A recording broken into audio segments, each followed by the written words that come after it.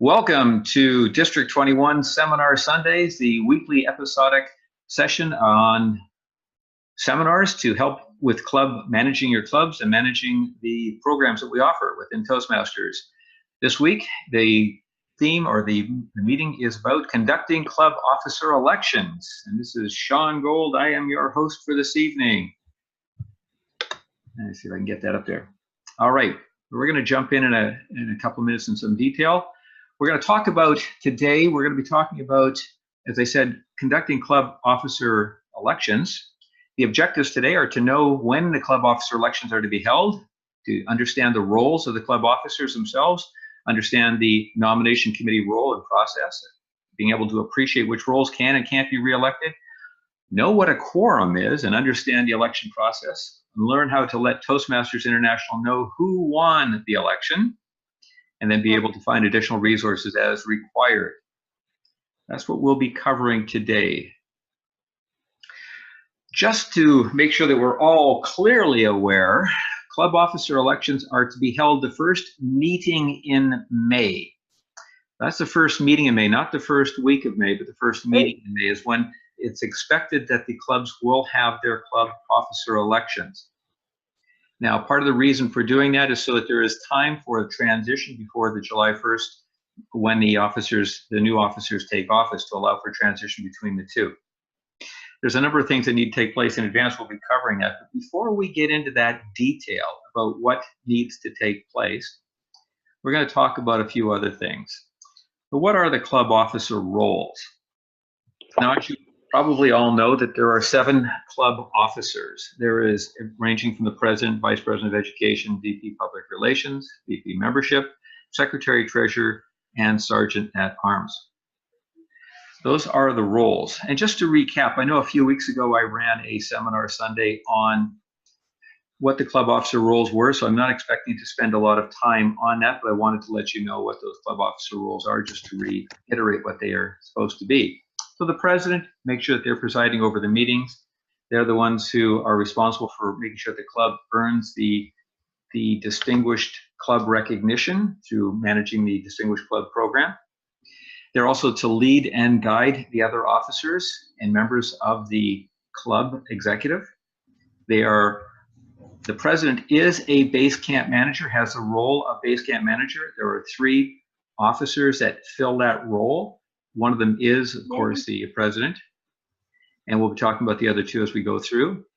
And the skills required to do this typically are leadership, that they have had some leadership experience before, and that they have the patience to work with the club officers. They said we're not going to get into it in too much detail, but I wanted to point out what they are.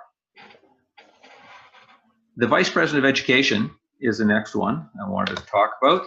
The vice president of education is responsible for in general, coordinating the club schedule, making sure that the club officers are able to, or the club meetings run on time, and that people who are supposed to be doing things are able to do them as far as attending the meeting and performing roles, taking on club officer roles. They also assist with the education awards, making sure that the members who achieve education awards get those awards, and that those are submitted properly. They are also serve the role of base camp manager. They plan speech contests. And one of the things we're going to be doing in 2019, 2020 is we're going to be strongly encouraging that the clubs have a fall contest, even though that contest will not go beyond the club level, but we're encouraging clubs to do that because, well, one of the things we found this year is that by not having that fall contest season, we had a number of clubs that weren't comfortable doing it for the main event, for the International Speech Contest and Evaluation Contest, which are mandatory. So we want to make sure that those people have an opportunity, the clubs have an opportunity to get experience with doing that and develop people who can do that. They're also managing the mentorship program. Now, the VP education is probably the busiest role that is in the club officers. And one of the things I want to encourage is that anyone who is going to take on the Vice President of Education role should look to have assistants. And those assistants could be doing things like coordinating the club schedule, or managing the mentor program, or various other tasks. They don't have to do all of this themselves. They're responsible to ensure it gets done, but they don't have to do it all themselves.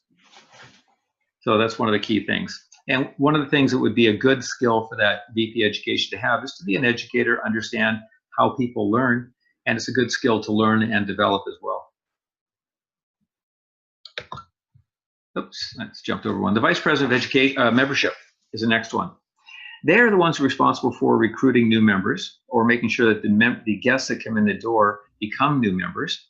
They also conduct membership contests, and that's various things that are contests within the club to give recognition for members who then sign up more, get more guests who sign up as members.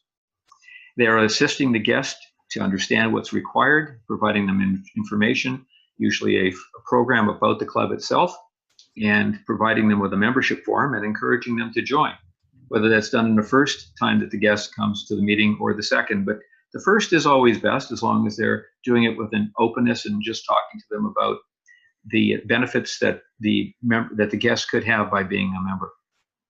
And they also process the membership application. In some cases, the Vice President membership may actually collect the dues and submit them directly to Toastmasters International themselves. One of the key skills associated with being a Vice President membership is being a people person. And that's being able to sit down and having that skill, or at least the comfort level of being able to talk to guests, strangers that they don't know. We're not asking them to go out there and knock on doors and cold call. We're asking them to, when people come in the door, just to be friendly towards them. And so people who are typically shy, this is a great way to come out of your shell and be on the hook to try to do some of that. Next up is Vice President of Public Relations. Now, this is the person responsible for making sure that people come in the door, trying to get people to come into the club as a guest. So they will publicize the club, they'll keep the website current, they're responsible for that. They'll safeguard the Toastmasters brand associated with trademarks and copyrights. And so, again, the role of the Vice President of Education is responsibility for these things, but they don't necessarily have to do them all themselves. They can share that with other people. And in all cases, the role itself doesn't have to be completely done by the person. The responsibility is with the person holding the role, but some of those tasks can be offloaded, and it's a great way to train other members of the club to take that role on in the next year or two, just to learn what's required and to gain some skills. It would be a good thing for the Vice President of Public Relations to have a knowledge on social media so that they could take advantage of some of the ways that we are able to communicate to guests. Next up, Secretary. Taking notes, maintaining files, reporting new officers, and is also a base camp manager. So these are important things.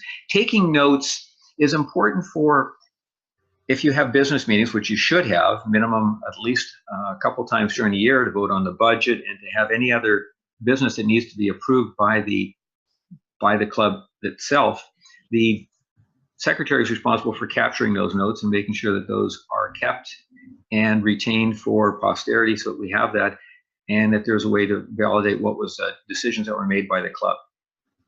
Now, one of the things that some clubs do is that they hold they have a Toastmaster of the Year program, and the Toastmaster of the Year program might be a way to recognize someone who's gone out of their way to do things for the club.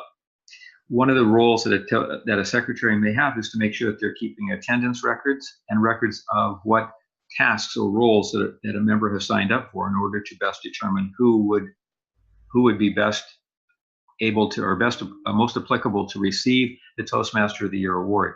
So that's something that typically they would be responsible for, at least supporting that. And when it comes to reporting new officers, when there's a change in officers, and we'll be talking about that after we talk about the elections, then they're the ones who would submit that information to Toastmasters International to let them know, Toastmasters International know of the new officers that have been elected. And they're also a base camp manager because they're responsible for taking notes and keeping records of what's going on. They're the ones who would be responsible for determining, they could also be the ones responsible for determining who has done what.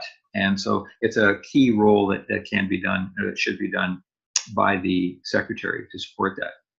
One of the skills that they could learn or that they should have, and it could be more effective with, is just being meticulous, being focused on the details, And if it's a person that wants to learn how to do that or wants to become better at focusing on details, they might be an excellent person for this role. Next up, treasurer. Now they're responsible for the money, overseeing the accounts, making sure that the bills are being paid and that the dues are being collected and paid to Toastmasters International. There's other things that they would be doing is submitting a budget and making sure that submitting the budget to the members, having it reviewed and approved at a business meeting, and making sure that you're tracking funds to make sure that everything is in good order. So that's those are the things that they would typically do. And the skills would typically be to be trustworthy and be able to manage money more effectively. Again, if they don't currently have that skill set, this is something that they might, but they want to. This is an area that they might be able to support, or to be able to support the treasurer in that role. And then they could gain some of these skills along the way. And finally, the sergeant at arms, which is the person who's responsible for tending to the property of the club. And that's banners and gavels and lecterns and whatever else that the club has that they maintain. Typically, clubs don't have a storage location at the place where they meet. In some cases they do, and that's very fortunate. In some cases they do, but it's not locked up, so that they need to take certain things home, or take them back. And the sergeant at arms will either be the person who does that, takes them back, or will be the person who, again, coordinates to make sure that those items are taken back and that are being taken care of so that they're not lost. And so this person needs to be punctual, because they usually need to be there at the beginning, or at least coordinate to make sure that there is somebody there at the beginning of the meeting and at the end to set things up and take them down. And they would be being able to coordinate all of these activities and making sure that people are there to do those tasks. And that, in short, is the list of the 7 club officers. And before we jump into the actual election process, I just wanted to open this up. And I know I muted one of you, so I'm going to unmute you because there was some background noise. Does anyone have anything that they'd like to add to the roles of the club officers? Anyone in particular, any role in particular, or anything specific that they think is important that should be also included? I think you got it covered. Thank you, Jack. But you might talk about the past president. I will be talking about the past president in a moment. They're not an elected role. They're not, and that's a good point, that the past president is a role, and they are usually considered to be a mentor, but we will be talking about them shortly as far as relates to the responsibilities of the club elections. Is there something in particular that you were looking at, Jack, that the immediate past president does? Well, like you say, they're a mentor to the club, to the new executive, and they do a lot sometimes. Because we do tend to get a lot of holes during the year when people sort of start out with good intentions and then drop into the ditch. Yes, absolutely. Yeah. Yeah, that does happen. Okay. Is there any other roles or responsibilities that you'd like to add? Anyone else would like to add?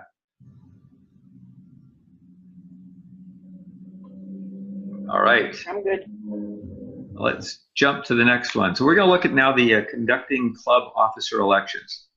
Now, there's a lot of stuff here. I like to have slides that have graphics on them, but there's a certain things that just don't lend themselves well to graphics, and this one is one of them. I want to talk about nominations. This is something that we often don't talk about, and maybe some clubs do that really well. I've been to many clubs that don't do it very well, so I wanted to make sure that we all are aware of this. It is expected, it's not required, but it's expected that a club will have a nominating committee.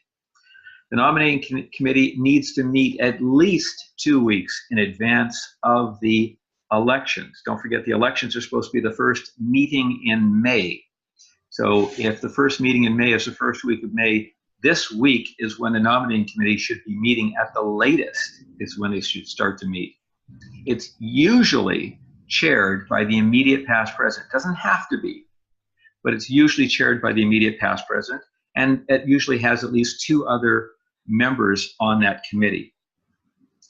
Now, their responsibility is to help identify the right people for those roles, or the best people for the club officer roles, for those 7 club officer roles.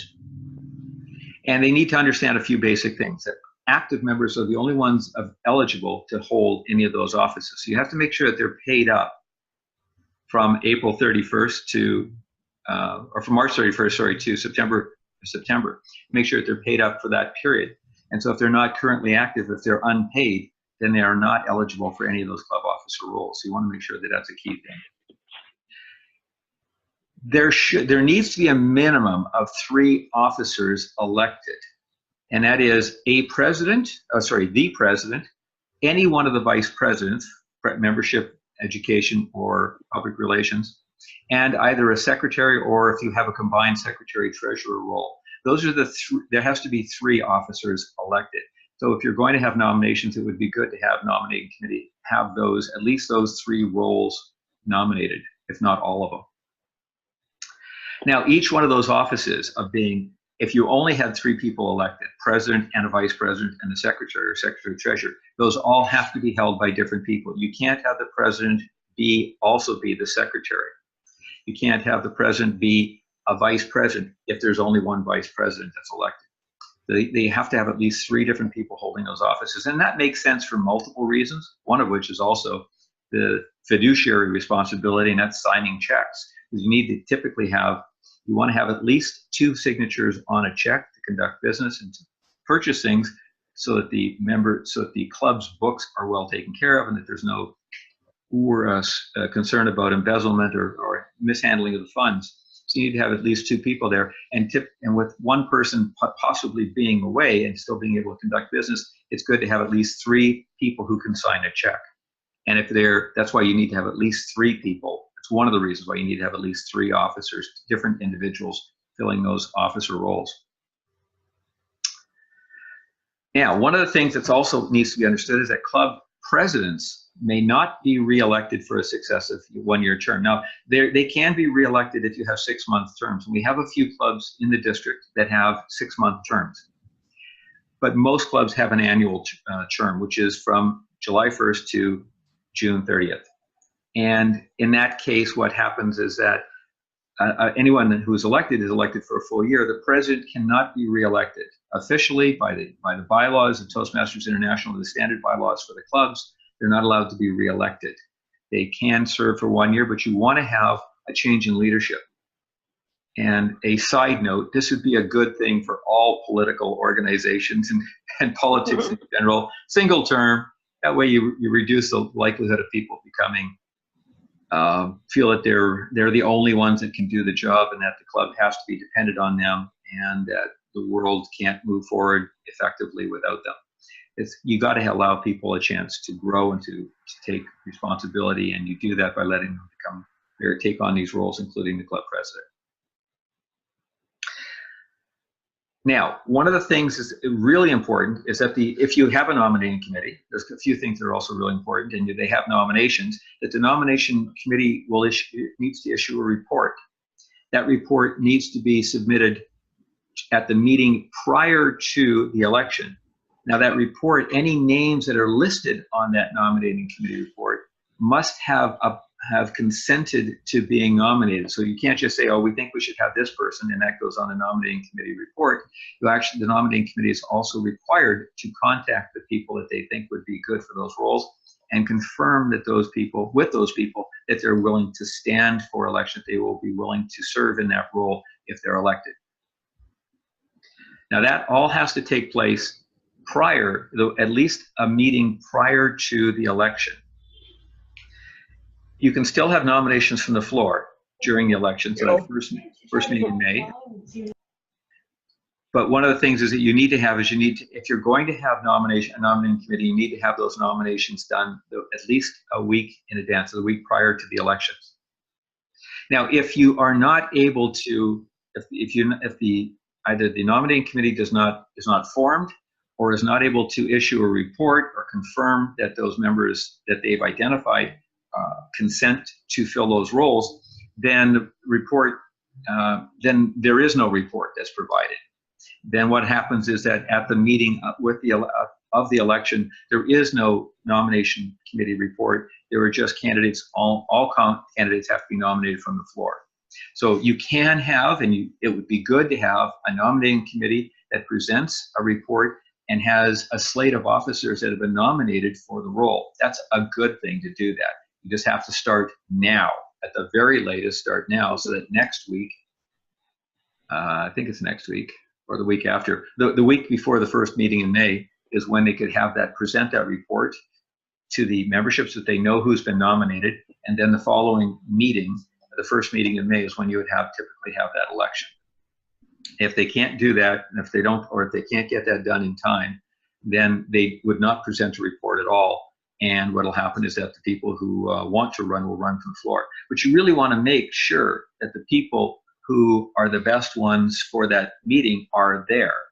And so you want to make sure that they're all aware of it. So you don't have this situation where at the last minute you have people that come into a meeting and you just arbitrarily pick people that are going to fill in the officer roles because they're the ones that showed up for that meeting. That's not, it's not a good way to run your club elections and to run your club itself. So I'm just going to stop for a moment and ask if anyone else has any feedback and experience on the nominations and whether, in fact, if your clubs themselves have nominating committees.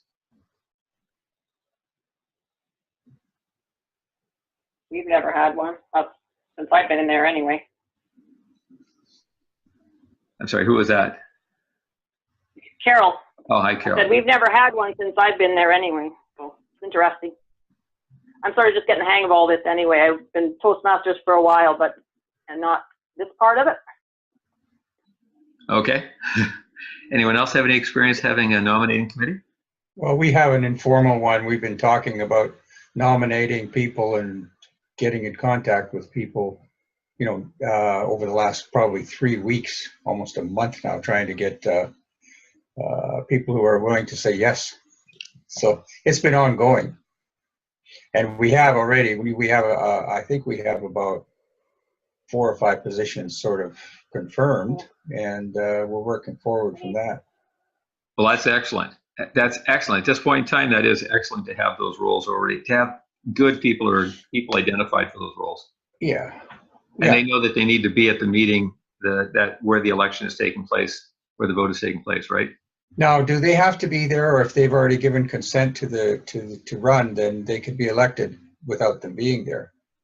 They have to have consented, and you should have that in writing that they've approved their nomination.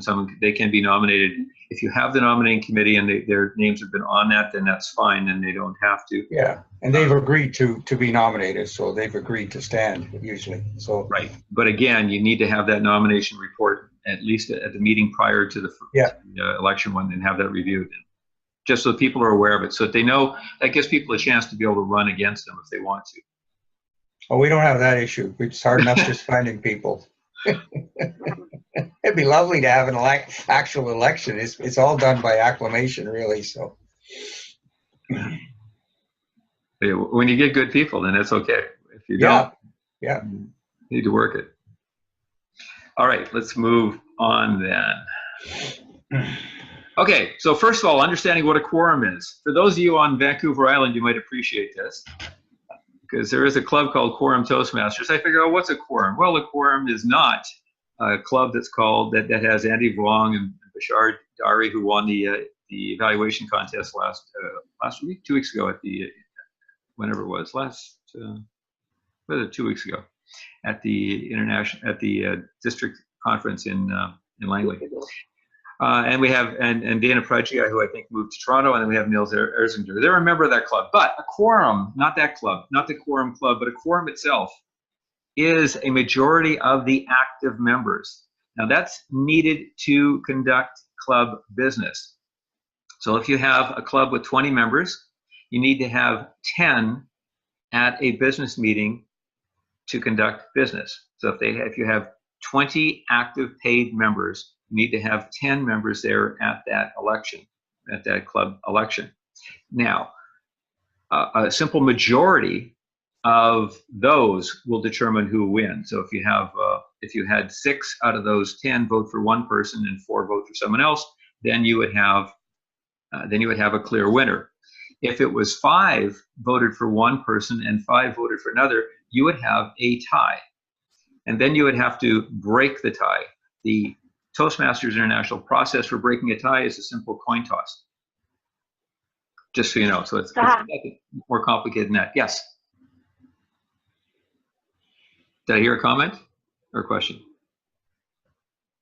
I was just laughing. Okay. I have a comment. If Yes. you have 20 members and a quorum is a majority of the members, then do you not need 11 people? If you have 10, you only have half. Oh, that's true. That is true. Yes, a majority would be 11. I'm sorry. You are correct. So if you had 20, if you had 18 members, then a quorum would be 10. I think we're good. Because you do need to have 50% plus one, or a majority. It has to be a majority. And by the way, proxies are not allowed. I just wanted to point that out. So that's a very key thing. We're not allowed, we can't do proxies. You do have to have present and in good standing to vote. Okay, so this one is a little bit wordy. And this is where we're going to get to the details behind how the actual election takes place. So the first one, you accept nominations for the office. We're going to do president, and then we'll do each of the roles. But you always start with president. Then you go to vice president of education, vice president of membership, vice president of public relations, secretary, treasurer, and sergeant at arms. That's the order in which the elections take place. You start with the president so that if there's a contest and someone doesn't win, that they can always drop down to the next level and maybe run for vice president of education. That gives you the option. Same thing, we run the district elections. We have the district director, program quality director, club growth director. So that same process happens here at the club level.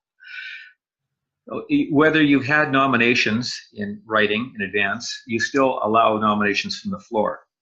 So that's, you start off by saying, the chair will accept nominations for the office of president, for example.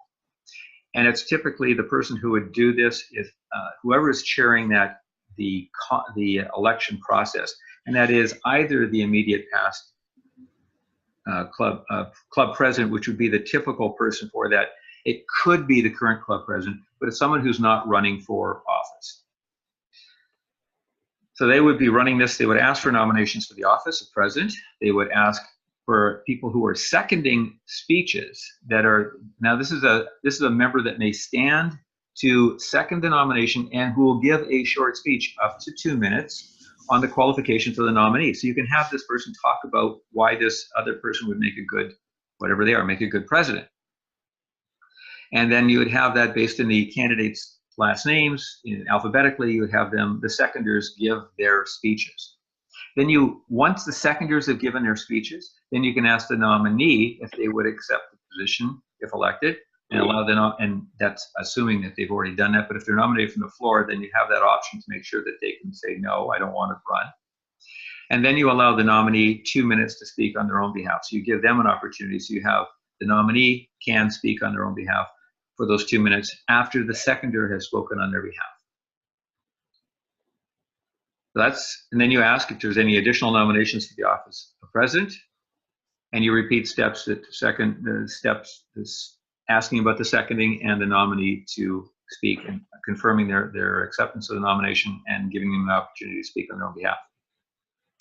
Once you've gone through and you've asked if there's no further nominations for the role of president in this case, then you would enter a motion or request a motion to close the nominations for the office of president. You need to have a seconder, and then you have a vote to close that. And then you have a seconder to close the nomination, and then you would have a vote. And you instruct all members to cast their vote.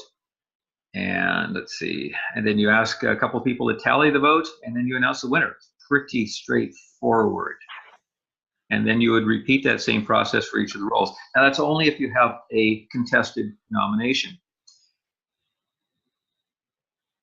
This is the official process, so it's good for whoever is chairing the election portion of that meeting that they understand this. So if there is a contested nomination, it's so that it's done properly, and there's no misunderstanding about what's being done, and that there isn't somebody saying, well, that's not according to the rules. So you really want to make sure that whoever's running that portion of the meeting understands this basic premise. Now, it's possible that your own bylaws are slightly different if you have written your own bylaws. These are the Toastmasters International Standard bylaws for the clubs, but the clubs may have adopted some changes and some other differences towards the bylaws that talk about the process a little more slightly differently. So it's good to know what your rules are. Now I'm going to open this up for questions because this gets into could get into a sensitive issue or some difficulty. So I'm opening up. Anyone have any questions or comments on the process?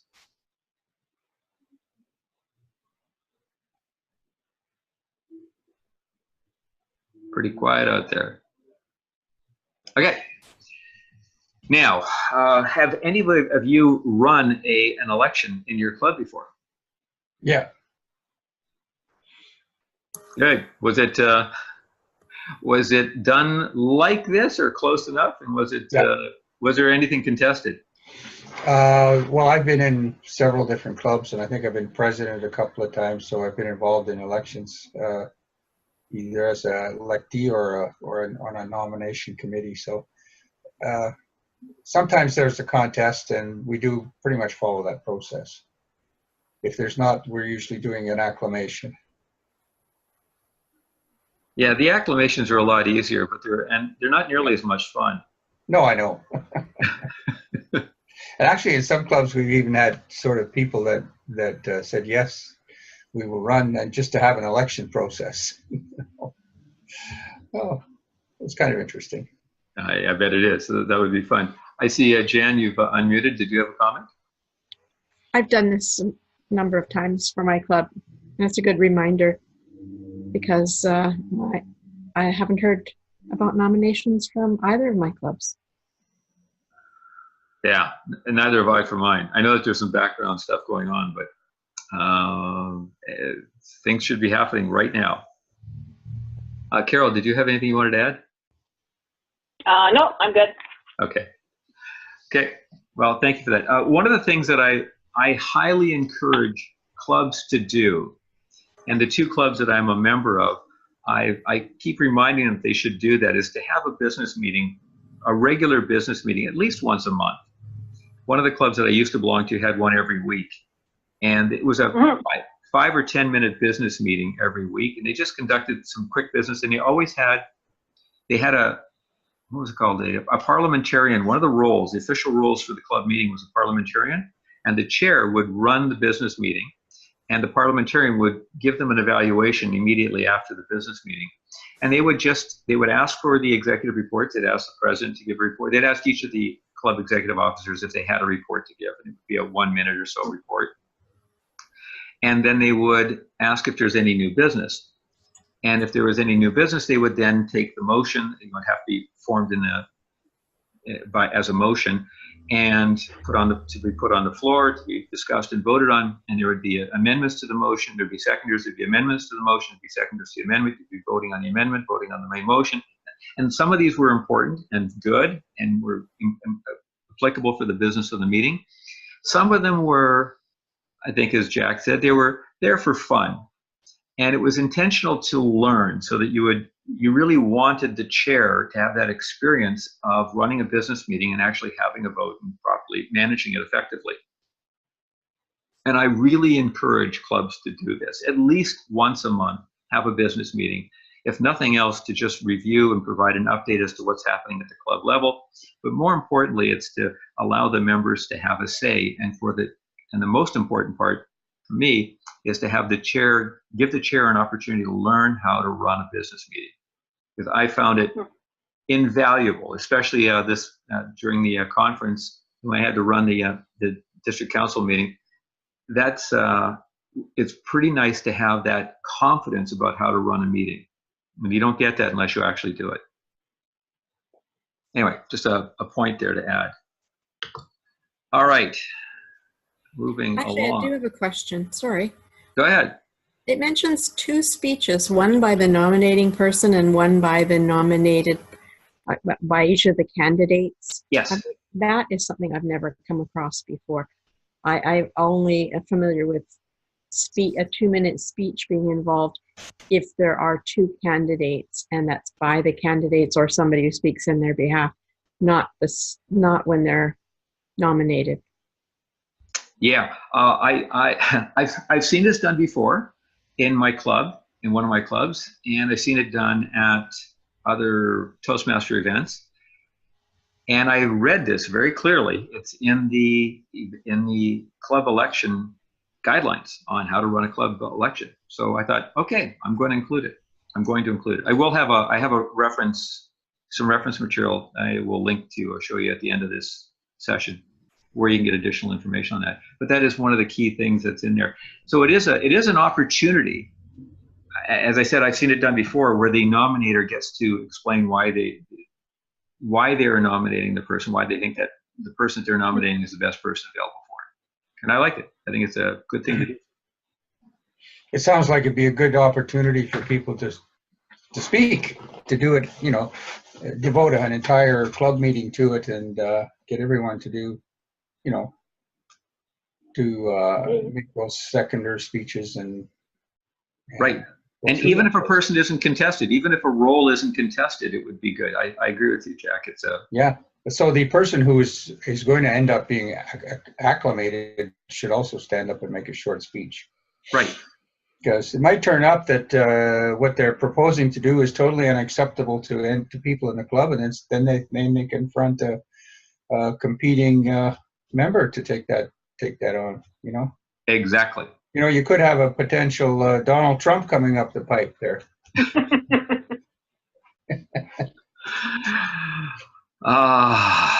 Let's not touch that Not one. likely, but you know, just throwing that out. I agree. Any other questions or comments on the process, on the election process? I think I got a pretty good understanding of it. So. Okay, so let's take a look. How do you let Toastmasters International know? Now, this is simple but important. Okay, who here on the call has been into Club Central before, recently? Fairly recently. Okay. Yes. Carol. Yesterday, yeah. So I haven't officially been into Club Central in a long time, because I haven't been a club officer for about 2 years. That's been quite a while for me. However, I have been in Club Central on someone else's connection. It was they went in there for me so I could actually see and to do this very thing, which is to set up the club officer assignment. So it was a good opportunity to see how that's the screens and make sure that we're comfortable with that. But one of the things you have to do is make sure that you are, once the elections are over, everything's done. The secretary, as I mentioned earlier, one of the responsibilities of the secretary is to make sure that they are submitting the results of the election to Toastmasters International. And the way they do that is to go log on to Toastmasters International, go click on Leadership Central and click on Club Central. Now, if I were to do that and I click on Club Central, it says access denied because I'm not a club officer. If any club officer, if you're a current club officer, you can go into Club Central. And the menu you see on the left is what you're typically going to see. Underneath the Submit Education Awards is this club administration, and there's this thing called Club Officer Assignment. So you have add membership, club, submit education awards, and then there's club administration, club officer assignments. And that's where you click on that. And that will bring up the screen on the right, which is the club officer assignment. And then it was going to ask you which period. Is it the current period or is it the future period? At this time of year, the default will come up. I believe the default comes up as future period. I was fortunate enough to be doing this a few weeks ago, and it was to change someone's role. It is a current one, so we had to change it for the current period.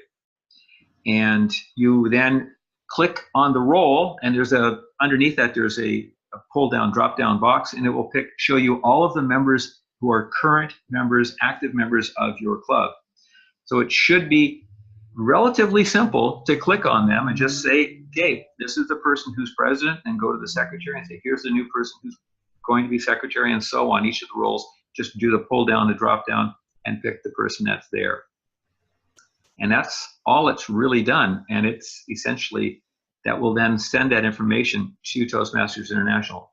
the requirement is that these people need to have, or that those roles need to be submitted to Toastmasters International before June 30th. And the reason for that is July 1st, things turn over, and all of a sudden there could be a gap. And if there's a gap between when the current club officers, our terms are up, and the new ones have been submitted, there's a problem getting them submitted because someone who is not a current secretary cannot submit the roles. So then you have to phone Toastmasters International, and you have to do this over the phone and get permissioned, and it's complicated, and it takes time for them to vet and to validate it, where if you do it online, simply by doing it, clicking on these screens and just selecting it, it's relatively simple, painless, and it is the right thing to do. So highly encourage anyone who's an active member of a club to make sure that their secretary does this function as soon as possible after the elections, so that it's done, it's dealt with, and that the officer assignments are all completed.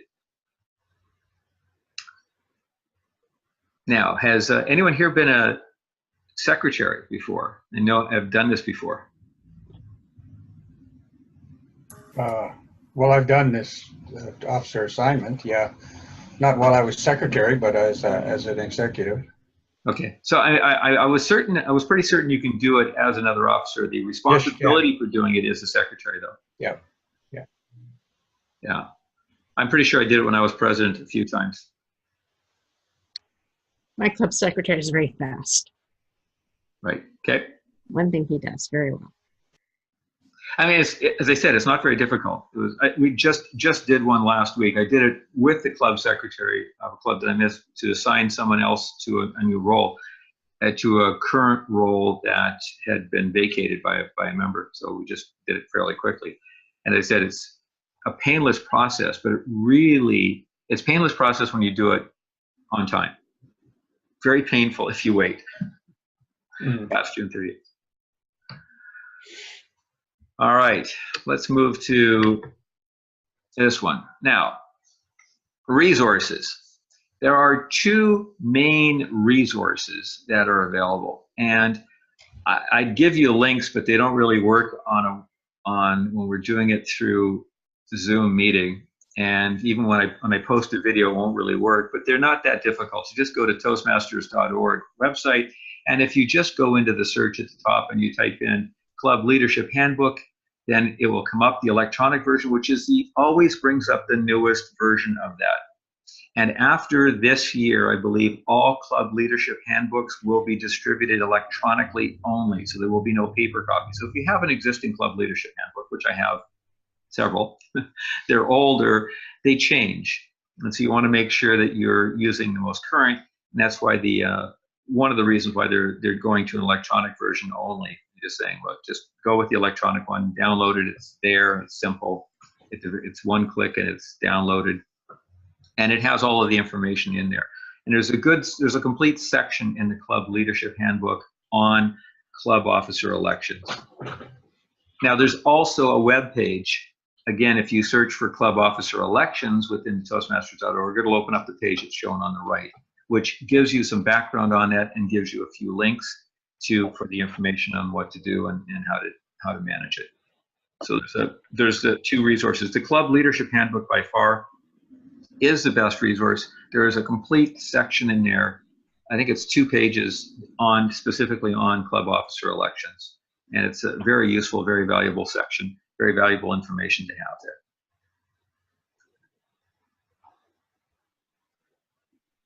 And I think that's where we're into questions and answers. So let's have some discussion and dialogue about what your experiences are on club elections. Are they a challenge to get people to run? And what insights do you have to help encourage people to run for club offices? To actually advise the club about what does a president do? What are the job functions for an educational vice president? How much time is it going to take? That kind of thing. They want to know. One of the key things that people want to know is how much of my personal time is going to, over and above my regular Toastmaster time, is this going to take? And that's important. Yeah, and that depends on a couple of things: how active they are, how big their club is, and Yeah. how much, if you have a really good sized club, if you have a big club, 30 members or more, then you're going to, and if you have you have good candidates running for, good people running for Vice President of Education, Vice President of Membership, Vice President of PR, Secretary Treasurer, Sergeant of Arms. So you have a good slate of people that are there doing the job. The role of the president is relatively easy. You have regular, and it should be monthly executive meetings, for example. And if you're conducting business meetings at the club officer meetings themselves regularly, then it's mostly done in that format. So there's stuff that's in between, part of the area council meetings. The president would be part of an area council and things like that. But you're looking at, outside of the club meeting, I would say that you're looking at a couple of hours a week, 2 to 3 hours a week outside, if things are running good. If you're having problems and challenges and you need to be on top of people, making sure the jobs are getting done and following up on some things, it's more time than that. I've been club president 3 times, 3 different clubs. And I would say that's the most rewarding job, is the club president, because you get a lot of credit for stuff that you didn't really do. Yeah, but you had to carry the can if it didn't work. So there you go. I've had to carry that once or twice, a little bit, but I've also been in clubs where I didn't have to do much. I had a good executive and I didn't have to do much. But anyway, that's the key thing, as far as I know, is getting people advised about what is the job and what's expected and how much time are they going to put into it. I think that those are good questions people want to know, and that's why I said for the Vice President of Education right now, especially with Pathways, and not because Pathways is more difficult, but Pathways, there's an expectation that you're going to actually do the stuff that we said that we were going to do before that we may not have done. That is probably the toughest role. I've taught it. I've supported my Vice President of Education many times, and my wife has been Vice President of Education a few times, and I've been lucky to be president and have her as Vice President of Education.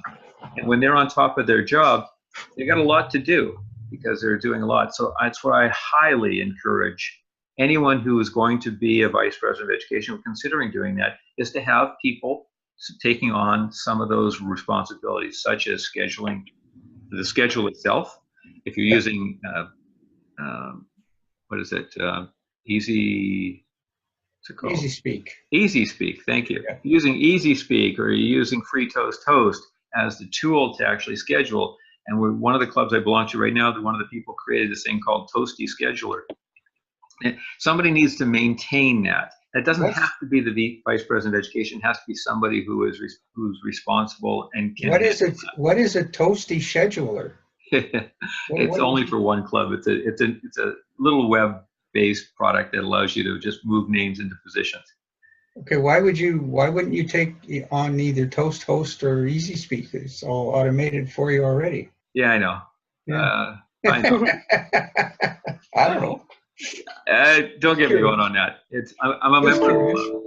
Reinvent the wheel.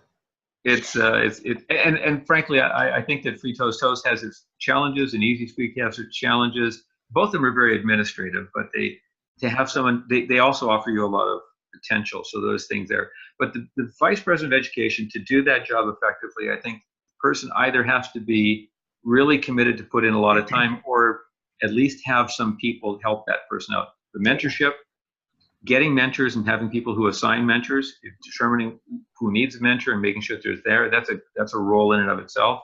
Scheduling is a role. If you have somebody who sends out a report saying what took place during the meeting, then that could be someone who sent out a report afterwards or a newsletter on that. There's a lot of aspects in that, and just going into base camp and making sure that people going into base camp on a regular basis, so that when people have completed a level, that there's someone who can sign off on that, making sure that they can move on to the next level, and give them credit in Club Central. So you want to make sure that happens. One of the most frustrating things I've seen this year is when the person, when I've completed a role or a level in Pathways, and or completed one in the legacy system. If I didn't get the credit, didn't go forward because people didn't know what they're doing, didn't know how to do it, and it got delayed several months, it would be very frustrating. And that was for me. And I thought I have a little bit of sway on that, but apparently I don't. So I had to be very aggressive on making sure that things got done. And you really want to make sure that your club members, the people who are putting in all this time to do the work and are completing these education goals, are getting the recognition that they deserve and that they're able to move forward. There's nothing more frustrating in pathways than completing a level and you can't go to the next level because you're waiting several weeks on the base camp manager to approve that you've completed it to move forward. So there's things like that. That's why I said those are really important. The Vice President of Education is, to me, the most critical role. You want to have someone who's caring and thoughtful and can understand this stuff and can build that team, a small team of people to help them out to make sure that the stuff gets managed that needs to get done and that people get credit and move on. The other roles can be fun. You know, they all can be fun, by the way. And I like the VPPR. If you're a person who's into social media, go out there and spread the word and use some tools and have open houses and public events. And those are great ways to do it. Do things at community events like libraries and community centers and shopping malls where you can set up community tables and things like that. The district is willing to help out the clubs and the VPPRs through things like these postcards that we produced this year and last year. And there's lots of things there. So there's membership, there's meeting people and showing them, putting together packages to show them the value of the club and what the club can do so that they can help them determine that this is the right club for them to join. And secretary, treasurer, they're administrative, and the sergeant at arms is can just make sure that they're getting the right people to help set up the room and that the room is set up and looks good and professional. So when guests come in the door, they see that this is a professional club and that the club is run on time and the meetings are run on time, that the club is truly a place where they can see that they can grow as an individual. So that's, you know, they're all meaningful roles. We just need to make sure that people understand that anyone who takes on this role has two things that's really important. They have an opportunity to learn and to grow as an individual, to understand some of the skills and to develop some of the skills that make those roles more effective. And they have an opportunity to impact the livelihoods of so many people, not only guests that come in the door, but also members, and make them more effective and help them achieve the goals that they want. So there's a lot of really cool things that are out there by taking on these roles. So that's my story. That's when I talking to people about why they should take on a role, I look to see what it is that they want to achieve as part of their own goal and show them that there is a path by taking on one or other of these roles that can help them achieve their goals. I agree, 100%. Any other tidbits and guides on how we can get people to sign up for or step up to some of these club officer roles? At our last meeting, when they asked for the president's report, she wasn't there. So I did try to encourage them by saying that we all have particular skills that we're good at. And when we're placed in those particular skills and we work together, we're more efficient and effective in doing what we need to do. Absolutely. Yeah, working together, that's the way to do it. And because when I went to school, our group worked very poorly together when we were doing a group work project, and the people that were lost out were the ones that really needed it. So I think just learning to work together is so important. I agree. Excellent. Jan, did you have a comment that you were going to make? Well, if we were the only person there and we didn't have everybody to support us, then it would be kind of a sad place, a sad day. So it's one of the things we should do to support our group. Stand up, do a thing.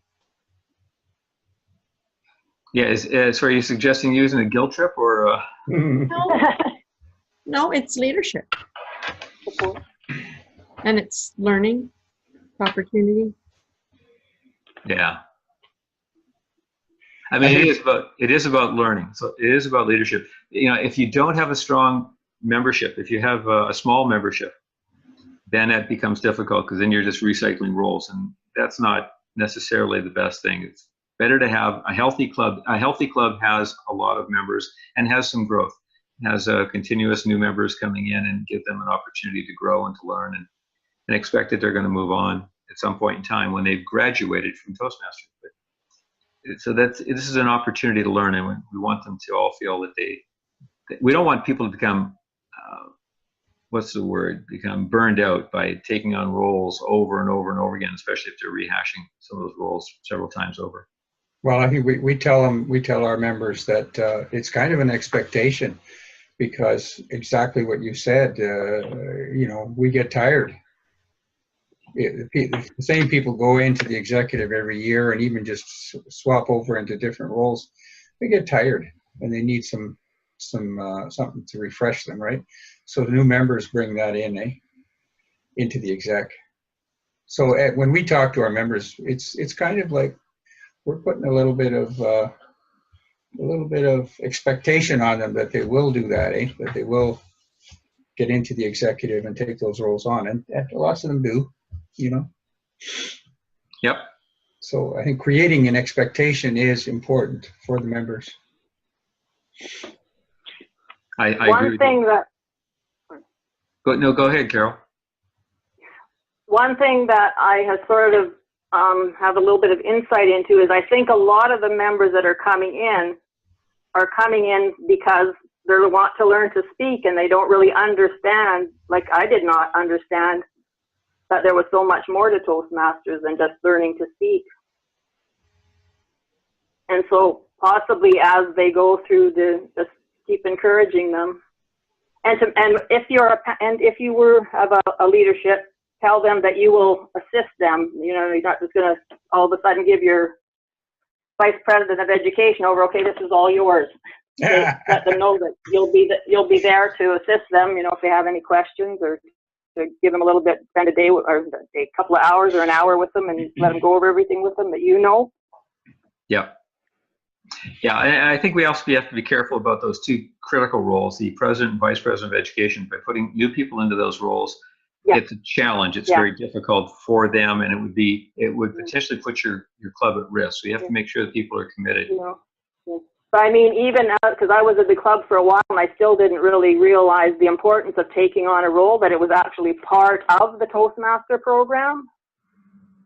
Like, you just sort of, like, it seemed more administrative or whatever. It wasn't really for the members that come in. Yep. Like, it took me a long while to get that I'm supposed to take a part. Even after a few years there, I still didn't get it. I just got it lately. Yeah. And I was there since 2012. But I disappeared for a bit. That's what I'm saying is you gotta tell your members, we expect you to be on the executive. You know, if you're going to be around for a while, you're going to contribute something to make the club better. Well, it's not just contribute; it's also to learn. Yeah. And we expected, you know, the communications portion of Toastmasters is the automatic, it's the default. You expect that. And one of the ways that we can reinforce that is to provide you with more opportunities to speak and more opportunities to learn more. And that's on the leadership side. And by doing that, it's a great opportunity to just become a more rounded resource, and a resource for not only for the club, but for the community and for your own livelihood. Okay. Okay, we're at the close to the top of the hour, so I'm just going to jump down to the last slide. Just as a reminder, Seminar Sundays are every week, every Sunday, with about a few gaps where we had it the holidays. And we have a full schedule all the way up until the end of June, when this Toastmaster year is over. So next week will be Beat the Clock, a membership campaign. Then we have delegation and summer meeting ideas, and just so much fun coming up. So here's the schedule going forward. You can see the schedule by going to District 21 Toastmasters, D21Toastmasters.org. untitled.org. You can go there and click on the events schedule, which is a calendar, in which will show you when these are, and you can log in and sign up for them and register for the individual events, these seminar Sundays. And that concludes our session for today. Thank you very much for attending, and I look forward to seeing you next week and so on. Thank you as well. Have a good week. Thank you. Thank you. Thanks. Good session, Sean. Thank you.